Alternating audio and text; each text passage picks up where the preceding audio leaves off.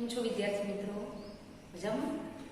આપણે મનોવિજ્ઞાન ધોરણ 12માં પ્રકરણ 4 જોઈ રહ્યા હતા, જેમાં આપણે લાસ્ટ પીરિયડમાં મનોવલણના સ્વરૂપની સમજ મેળવી હતી. આજે આપણે જોવાનું છે કે મનોવલણનું ઘડતર કઈ રીતે થાય છે, કેવી રીતે મનોવલણ ઘડાય છે. આપણે પહેલા જ વાત કરેલી હતી કે મનોવલણ જન્મજાત નથી, એ વારસામાં મળેલા નથી, પરંતુ વ્યક્તિ અનુભવ દ્વારા વાતાવરણમાંથી શીખે છે. એનો મતલબ એવો કે મનોવલણ ઘડાય છે, મનોવલણ ધીમે ધીમે ઘડાય છે. તો એ કઈ રીતે પ્રાપ્ત કરે છે? એટલે મનોવલણ ઘડતરનો પહેલો મુદ્દો છે મનોવલણ સંપાદનની રીતો. સંપાદન એટલે શું? શીખવું, પ્રાપ્ત કરવું, મેળવવું. જન્મથી ના હોય તેવું. તમે શિક્ષણના બે પ્રકારો જ ભણેલા છો, સાહજિક અને સંપાદિત. કે જે તમે શીખો છો, પ્રાપ્ત કરો છો, મેળવો છો. તો અહીંયા મનોવલણ કઈ રીતે સંપાદિત થાય છે, કેવી રીતે વ્યક્તિ શીખે છે, એની જુદી જુદી રીતો આપણે જોઈએ છીએ. તેમાં પહેલી રીત છે શાસ્ત્રીય અભિસંધાન દ્વારા વ્યક્તિ મનોવલણ શીખે છે, પ્રાપ્ત કરે છે. હવે અહીંયા તમને પ્રશ્ન પૂછું કે શાસ્ત્રીય અભિસંધાનનો પ્રયોગ કોને આપ્યો? તો ઇવાન પેટ્રોવિચ પાવલોવ કૂતરા પર પ્રયોગ કરેલો છે. યાદ છે? પ્રકરણ 2 ની અંદર તમે ભણેલા છો. તો ઇવાન પેટ્રોવિચ પાવલોવે શાસ્ત્રીય અભિસંધાન સિદ્ધાંતને સાબિત કરવા માટે કૂતરા ઉપર પ્રયોગ કરેલો. અભિસંધાન એટલે શું? તો જોડાણ થઈ જવું, કોઈ વસ્તુ સાથે જોડાઈ જવું. તો આ પ્રયોગમાં ઇવાન પેટ્રોવિચ પાવલોવે શું કર્યું હતું? તો કૂતરાને ખોરાક આપ્યો હતો. તો એક સ્વાભાવિક પ્રક્રિયા હતી કે ખોરાકને જોવે એટલે કૂતરાના મોંમાંથી લાળ ઝરવા લાગે છે. પછી એને શું કર્યું? તો ઘંટડી અને ખોરાક બંને સાથે રજૂ કર્યા, તો પણ કૂતરાના મોંમાંથી લાળ ઝરે છે. એ કુદરતી પ્રક્રિયા છે. પછી ધીમે ધીમે એવું કર્યું કે ખોરાક ઘંટડી વારંવાર રજૂ કરવા માંડ્યું. તો એક વખત ફરીથી પાવલોવે એવી ટ્રાય કરી કે ફક્ત ઘંટડીનો અવાજ આપ્યો, છતાં પણ કૂતરાના મોંમાંથી લાળ ઝરવા લાગી. મતલબ કે અહીંયા ઘંટડીનો અવાજ એ ખોરાક સાથે જોડાઈ જાય છે અને એની અભિસંધાનથી એને લાળ ઝરવાની પ્રક્રિયા થાય છે. તો આ અભિસંધાન જે થયું એ તો એને કૂતરા પરના પ્રયોગ ઉપરથી એક સિદ્ધાંત આપ્યો. પણ આવું આપણા માનવીની અંદર પણ ઘણી બધી બાબતો આપણે જોડી દઈએ છીએ. એક ઉદાહરણ દ્વારા સમજીએ તો બાળક જ્યારે જન્મે છે ત્યારે બાળકને જ્યારે ભૂખ લાગે છે ત્યારે બાળક રડે છે, બરાબર? તો એ ભૂખ્યા બાળકને માતા સ્તનપાન કરાવે છે, માતા એનું દૂધ આપે છે, સ્તનપાન કરાવે છે, એટલે બાળકને આનંદની અનુભૂતિ થાય છે, કારણ કે એની ભૂખની તૃપ્તિ એને મળી જાય છે. એટલે આનંદની અનુભૂતિ થવાથી એને જ્યારે પછી એવું થાય છે કે માતાને જોવે છે. હજુ એ માતાએ સ્તનપાન કરાવ્યું નથી, પરંતુ માતાને જોવાથી જ એને શું આવી જાય છે? આનંદ. આપણે ખ્યાલ છે કે માતાને થોડો સમય ના જોયો હોય તો એના મમ્મીને જ્યારે જોવે ત્યારે બાળક આમ ઉછળવા લાગે છે, એના પગ હાથ પછાડવા લાગે છે અને ખુશખુશાલ થઈ જાય છે. કેમ? તો માતા સાથે એના સ્તનપાનનું શું થઈ ગયું છે? અભિસંધાન, અને બાળકને આનંદની અનુભૂતિ આવવા લાગે છે. એવી જ રીતના બાળક જ્યારે પડી જાય તો માતા એના ઉપર ઉફાળો હાથ ફેરવે છે. અને ખ્યાલ છે કે મમ્મી તરત જ ચિંતિત થઈ જાય અને પોતાના બાળકને એટલો વાલભર્યો હાથ ફેરવે કે બાળકને એ વસ્તુનું અભિસંધાન થઈ જાય. પછી જ્યારે બાળકને કંઈક તકલીફ પડે છે ત્યારે એને માતાને જોતા જ એને આમ ઉત્સાહ આવી જાય છે, હવે મારી માતા આવી ગઈ, મને કઈ જ તકલીફ થશે નહીં. એટલે આવી રીતે માતા સાથેનું અભિસંધાન બાળકને થઈ જાય છે. હવે સ્તનપાન માતા આપવાનું બંધ કરી દે છે, છતાં પણ બાળકને આનંદ તો ચાલુ જ રહે છે. માતાને જોવાથી જ એને આનંદની અનુભૂતિ મળવા લાગે છે. એટલે શું થયું? એના માતા સાથેનું એને વિધાયક મનોવલણ બંધાઈ ગયું કે માતાને જોવાથી એને આનંદની અનુભૂતિ થવા લાગે છે. એટલે માતા સાથે વિધાયક અભિસંધાન થયું, એટલે વિધાયક મનોવલણ બંધાઈ ગયું. આવી જ રીતના એને અમુક બાબતમાં કોઈ વ્યક્તિ પ્રત્યેનું એને નિષેધક મનોવલણ બંધાઈ જાય છે. એટલે આમ શાસ્ત્રીય અભિસંધાન મનોવલણ સંપાદન કરવામાં બહુ મહત્વનો ફાળો આપે છે. બીજી રીત છે કારક અભિસંધાન. કારક અભિસંધાનનો પ્રયોગ કોને આપ્યો હતો? B.F. સ્કિનરે ઉંદર ઉપરનો પ્રયોગ કરેલો હતો. ખ્યાલ છે તમને? કે ભૂખ્યા ઉંદરને પાંજરા એક પેટીની અંદર પૂરી દેવામાં આવી, સ્કિનર પેટીની અંદર. હવે અહીંયા કેવું હતું, શાસ્ત્રીય અભિસંધાનમાં એવું છે કે પ્રયત્ન કર્યા વિના જ એને પ્રબલન કે મતલબ ખોરાક કે જે પણ છે એ મળે છે. જ્યારે કારક અભિસંધાનમાં પૂર્વ શરત છે કે તમે કંઈક કરો તો જ તમને પ્રબલન મળે. પહેલા તમારે કંઈક પ્રવૃત્તિ ક્રિયા કરવી પડે છે તો જ પ્રબલન આપવામાં આવે છે. તો કારક અભિસંધાનની અંદર સ્કિનરે એ રીતે સ્કિનર પેટીની રચના કરી હતી કે અન્નગુટિકા એને પ્રાપ્ત થાય હાથો દબવે તો જ. તો પહેલા એની પૂર્વ શરત શું હતી કે પેટીની અંદર રહેલો હાથો એને દબાવવો પડે તો એના તરફથી એને પ્રબલન મળતું હતું, અન્નગુટિકા પ્રાપ્ત થતી હતી.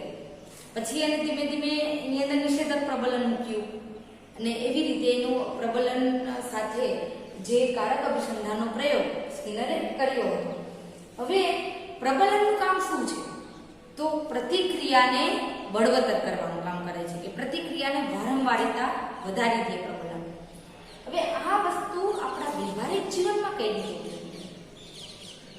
તો બેટા આપણે આપણા માતા પિતા, શિક્ષકો અને વડીલો પાસેથી વારંવાર પ્રબલન મળતું હોય છે, જેમાં વિધાયક પ્રબલન અને નિષેધક પ્રબલન.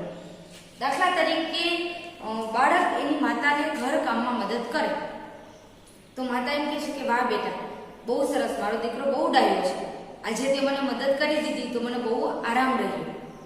તો આનાથી બાળકને આ ક્રિયા વારંવાર કરવાની ઈચ્છા થઈ, કારણ કે એની માતા તરફથી વિધાયક પ્રબલન મળ્યું, શાબાશી મળી કે તારું કામ મને આ બહુ ગમ્યું છે.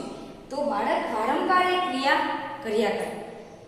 એના બદલે જો બાળકને બાળપણથી માતા પિતા એવું કહે કે બહુ આળસુ છે, આ બિલકુલ કામ કરતો નથી, તો આનાથી શું થશે? બાળકમાં નિષેધક પ્રબલન મળ્યું તો એ કામ કરવામાં એને રુચિ આવશે નહીં, એને મદદ કરશે નહીં.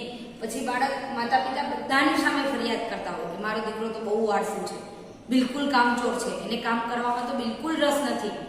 એટલે બાળક પછી એવું જ શીખશે.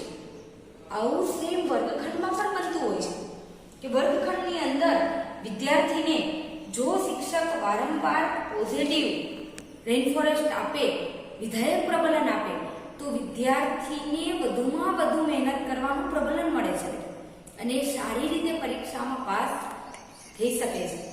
પણ જો એને વારંવાર ઠપકો જ આપવામાં આવે તો તું બિલકુલ કશું જ નહીં કરી શકે.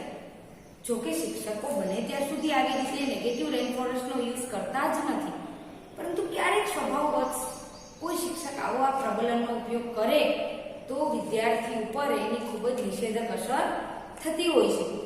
તમને ખ્યાલ છે કે ગયા વર્ષે આપણે જે ગુજરાતનું ઇનોવેશન પ્રોજેક્ટ જે રજૂ કરવાનો હતો એની અંદર આપણે આપણા શાળાનો એક પ્રોજેક્ટ લઈને ગયા હતા કે ચલો થોડા બદલાઈને બની આદર્શ, જેની અંદર આપણે ટોકન ઇકોનોમી પદ્ધતિ જે કારક અભિસંધાનની અંદર આવે છે એ પદ્ધતિનો ઉપયોગ આપણે કર્યો હતો કે જેની અંદર આપણે શું કરતા તો વર્ગખંડની અંદર જે વિદ્યાર્થી ટેસ્ટની અંદર સારો માર્ક્સ લાવે, સ્વચ્છતાનો ખૂબ સારી રીતે ખ્યાલ રાખે, પોતે આપવામાં આવેલી ટેસ્ટને બહુ સારી રીતે તૈયાર કરે, વર્ગખંડની અંદર બીજા વિદ્યાર્થીઓને મદદ કરે, શિસ્તનું પાલન કરે, યુનિફોર્મમાં રેગ્યુલર આવે, કોઈ બીજા વિદ્યાર્થીઓને સારી રીતે પોતે શીખવાડે, તો આવા બધા બાબતોની આપણે પ્લસ પોઈન્ટ આપેલા હતા અને એ પોઈન્ટના બદલે વિદ્યાર્થીને ફૂલ મળતું હતું કાગળનું અને એની અંદર એના પોઈન્ટ લખવામાં આવતા અને એનો ફોટો લગાડીને આપણે વર્ગખંડની અંદર ડિસ્પ્લે બોર્ડ પર રાખતા હતા.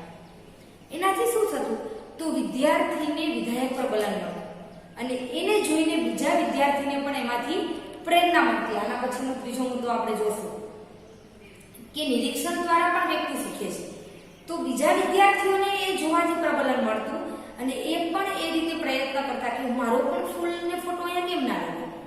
એટલે જે વિદ્યાર્થી કદાચ ભણવામાં થોડો ઓછો રસ છે એવા વિદ્યાર્થી શિસ્તનું પાલન કરીને પણ પોતાનો ફોટો ત્યાં લગાવી શકતા હતા અને આવી રીતે એક વર્ગખંડનું અલગ જ વિધાયક વાતાવરણ ઊભું થયું અને વર્ગખંડની અંદર વિદ્યાર્થીઓનું રિઝલ્ટ, શિસ્ત અને સફાઈની બાબતમાં પણ બહુ સારો પ્રોગ્રેસ આપણે જોવા મળ્યો હતો અને જે પ્રોજેક્ટમાં આપણે બહુ સારો આપણા માનનીય શિક્ષણ મંત્રી દ્વારા પણ ખૂબ સારો પ્રતિભાવ મળ્યો હતો. તો આ પદ્ધતિથી આપણે વિદ્યાર્થીઓની અંદર વિધાયક પ્રબલન દ્વારા પરિવર્તન લાવવાનો કે મનોવલણ પોઝિટિવ બનાવવાનો જે પ્રયત્ન કર્યો હોય તેની અંદર આપણે સફળતા મળી. તો આ કારક અભિસંધાન દ્વારા પણ આવી રીતે વ્યક્તિની અંદર મનોવલણ સંપાદિત થતા હોય છે. પછી એ વિધાયક પણ હોઈ શકે અને નિષેધક મનોવલણ સંપાદિત પણ થઈ શકે છે.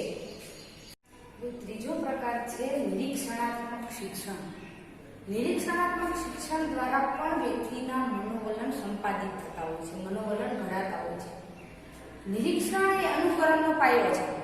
કોઈ પણ વ્યક્તિનું તમે અનુકરણ કરશો તો કેના દ્વારા અનુકરણ કરશો? તો પહેલા તો તમે એના વર્તનનું નિરીક્ષણ કરશો, જોશો તમે, બરાબર? અનુકરણ નિરીક્ષણ વિના શક્ય નથી. એટલે પહેલા જ આપણે અનુકરણ કરતી વખતે વ્યક્તિ પહેલા કોઈ પણ વ્યક્તિનું નિરીક્ષણ કરે છે. તો બાળક બચપનમાં કોનું નિરીક્ષણ કરે? તો કે એના માતા પિતા, એના ઘરના સભ્યો, એના ભાઈ ભાંડુઓ, પછી આગળ જતા એ સ્કૂલમાં જાય તો શાળાના મિત્રો, એના શિક્ષકો, સ્કૂલના અન્ય સભ્યો, અન્ય શિક્ષકોનું દરેકના વર્તનનું નિરીક્ષણ કરે છે અને એના દ્વારા એ શીખે છે. એ વ્યક્તિને કેવું પ્રોત્સાહન મળે છે કે કેવી એના વર્તનનો રિસ્પોન્સ મળે છે, એના આધારે પોતે પણ પોતાનું વર્તન શીખતું હોય છે. દાખલા તરીકે શિક્ષકો બાળકને દાખલા તરીકે પહેલા આપણે કુટુંબનું જ ઉદાહરણ લઈએ કે માતા પિતા ઘણી વખત બાળકને સલાહ આપતા હોય છે કે બેટા જૂઠું ના બોલવું જોઈએ. વર્ગખંડની અંદર હું ઘણી વખત વિદ્યાર્થીઓના ઉદાહરણ આપું છું કે બાળક ક્યારે સલાહથી નહીં પરંતુ જોવાથી શીખે છે.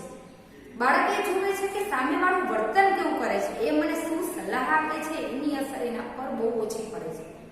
એટલે જ મહાત્મા ગાંધીજી પણ હંમેશા એ જ કહેતા કે મારું જીવન એ શિક્ષણ છે. મારા જીવનમાંથી તમે શીખો, નહીં કે હું શું કહું છું એમાંથી. પણ માતા પિતા ઘણી વખત બાળકને કે ચોરી ના કરવી જોઈએ. મારું જે પુસ્તક છે બાળ ઉછેરમાં મનોવૈજ્ઞાનિક અભિગમ, જેની અંદર મેં એક ઉદાહરણ આપેલું છે કે ઘણી વખત માતા પિતા બાળકને કહે કે બેટા ચોરી નહીં કરવાની, જૂઠું નહીં બોલવાનું. હવે એ જ માતા પિતા આજે બાળકને સલાહ આપતા હોય છે, બાળકને કહેતા હોય છે. એ જ સમયે સેલ્સમેન ડોલ બેલ મારે છે. ઉદાહરણ સમજો બેટા. ડોલ બેલ મારે છે અને એ દરવાજો ખોલે છે તો સેલ્સમેન મોજા વેચવા માટે આવી આવે. એ કહે છે કે 100 રૂપિયાની આ 3 જોડી મોજા છે. હવે મમ્મી એમ કહે છે કે બરાબર છે, મારે ખરીદવા છે. હવે મોજા જોતા જોતા જ એ 3 જોડીના બદલે 4 જોડી લઈ લે છે અને 3 જોડીના રૂપિયા 100 રૂપિયા આપે છે. બાળક બોલે છે કે મમ્મી તારા હાથમાં 4 જોડી આવી ગયા છે. એટલે બાળકને કહે ક્યાં છે, જો તો ખરા 3 જ જોડી છે, ચૂપ રે બોલવા, બરાબર જો તો ખરા પેલા. એમ કરીને એની વાત અટકાવી દે છે. સેલ્સમેન જતા રહે છે.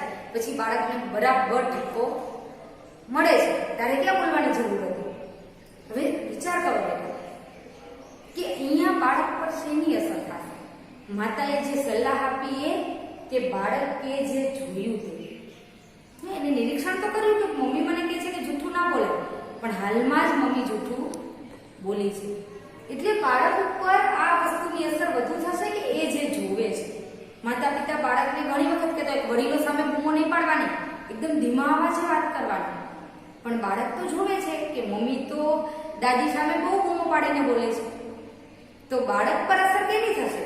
મમ્મી કહે છે એની કે મમ્મી કરે છે તેની? તો બાળક ઉપર અચૂકપણે અસર થશે કે મમ્મી શું કરે છે. એટલે બાળક નિરીક્ષણાત્મક શિક્ષણ દ્વારા મનોવલણ એનું ઘડાતું હોય છે.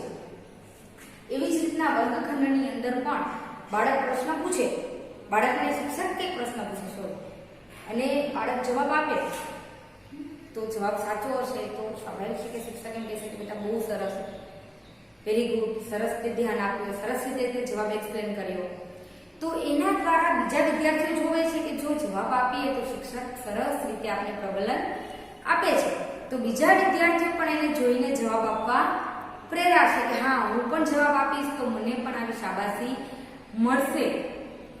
આનાથી ઉલટી દિશામાં આપણે વિચારીએ કે બાળકે જવાબ આપ્યો અને કદાચ જવાબ ખોટો પડ્યો અને જો શિક્ષક એવું કહે કે ક્યાં ધ્યાન હતું તારું, આનો જવાબ આપો આવે એટલી ખબર નથી પડતી, ભણવામાં ધ્યાન જ નથી હોતું તમારા લોકો, તો આનાથી આનાથી શું થશે? બીજા વિદ્યાર્થીએ જોઈને એવું લાગશે કે અરે યાર આ તો જવાબ ખોટો પડે તો ઉલટાનું બધાની સામે આપણું અપમાન થઈ જાય છે અને એ કહે છે કે ન બોલવામાં 9 ગુણ. એટલે વિદ્યાર્થીઓ જવાબ આપવાની હિંમત કરે નહીં. એના બદલે ખોટા જવાબને પણ એ રીતે સ્વીકારવામાં આવે કે કઈ વાંધો નહીં, ઊભા થઈને તે જવાબ આપવાની તો કોશિશ કરી ને. ઓકે, જો આનો જવાબ આવો નહીં, આવી રીતના આવે, પણ હવે તું વર્ગમાં એટલે આપણે ધ્યાન આપશું અને સારી રીતે જવાબ આપવાની તો કોશિશ કરીશ, પણ તું ઊભો થયો એ બદલ ખૂબ જ તારા માટે અભિનંદન કે તે સાહસ કર્યો. તો આનાથી જે વિદ્યાર્થીને કદાચ જવાબ નહીં આવડતો તો પણ એ બોલવા પ્રેરાશે અને એ બોલીને જવાબ આપવાની કોશિશ કરશે. તો વર્ગખંડ આખો કેવો બનશે? લાઈવ. દરેક વિદ્યાર્થી કંઈક બોલવાની કોશિશ કરશે. એટલે આવી રીતે નિરીક્ષણાત્મક શિક્ષણ દ્વારા મનોવલણ બંધાતું હોય છે. વિધાયક અને નિષેધક મનોવલણનું ઘડતર આવી રીતે થતું હોય છે. ચોથું છે ઉદાહરણરૂપ, આદર્શરૂપ કે નમૂનારૂપ વર્તન. એટલે દરેક વ્યક્તિના જીવનમાં કોઈને કોઈ આદર્શ હોય છે. દરેકને હોય છે કે આ વ્યક્તિ જેવું મારે બનવું છે. પછી એ તમે હોય કે હું હોય. મને પણ આજે એક મારા આદર્શ શિક્ષક છે અને આજે પણ મને સતત મોટિવેશન આપતા રહે છે કે મારે એના જેવું બનવાનું છે.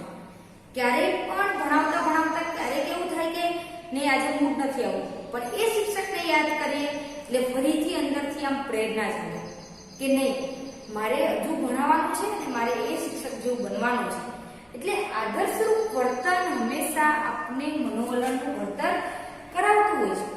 જેમ કે ગાંધીજીના સ્વચ્છતાના વિચારો, સત્યના વિચારો, અહિંસાના વિચારો આજે પણ જે ગાંધીજીના અનુયાયીઓ છે, ગાંધીવાદી વિચારસરણી ધરાવે છે, એ પોતાના જીવનમાં હંમેશા એ મનોવલણને વળગીને રહે છે અને પોતે સ્વચ્છતાના આગ્રહી રહેતા હોય છે. ઘણી વખત ઘણા વ્યક્તિના આદર્શ સ્વામી વિવેકાનંદ હોય છે, ડોક્ટર એપીજે અબ્દુલ કલામ કોઈના આદર્શ હોય છે, અમિતાભ બચ્ચન એના આદર્શ હોય છે. તો એનું વર્તન એના માટે વિધાયક મનોવલણ બનીને પોતાના જીવનમાં હંમેશા પ્રેરણા આપતા રહેતા હોય છે. પણ બેટા આદર્શરૂપ વર્તનમાં હંમેશા એ વસ્તુ પણ યાદ રાખવાની કે ક્યારેય કોઈનું આંધળું અનુકરણ કરવાનું નહીં. કોઈ પણ વસ્તુ જ્યારે બીજા કરે છે એટલે હું કરું એવું નહીં. એ વસ્તુને તમે તમારા બુદ્ધિના ત્રાજવે તોલો કે ખરેખર આ વર્તન મારા માટે યોગ્ય છે કે કેમ. કદાચ એવું પણ બને કે આપણા આદર્શ વ્યક્તિ ના હોય, અમુક કોઈ અનુકરણ કરવા જેવા ન પણ હોય, તો એ વસ્તુને આપણે થોડી પાસે હટાવી દેવાની અને જે અનુકરણ કરવા જેવા છે, જે વસ્તુ આપણે આપણા જીવનમાં નમૂનારૂપ લાગે છે, એ વસ્તુનું આપણે આપણા જીવનમાં અમલ કરવાનો હોય છે. એટલે આવી રીતે વ્યક્તિને આદર્શરૂપ કે નમૂનારૂપ વર્તન પણ વિધાયક કે નિષેધક મનોવલણ બાંધવા માટે બહુ મહત્વની ભૂમિકા ભજવતા હોય છે. અહીંયા મનોવલણ સંપાદનની રીતોની અંદર આપણે 4 મુદ્દા જોયા. કઈ રીતે મનોવલણ સંપાદિત થાય? તો શાસ્ત્રીય રૂપ વર્તન, કારક અભિસંધાન દ્વારા, નિરીક્ષણાત્મક શિક્ષણ દ્વારા અને ઉદાહરણરૂપ કે નમૂનારૂપ વર્તન દ્વારા મનોવલણનું ઘડતર થતું હોય છે.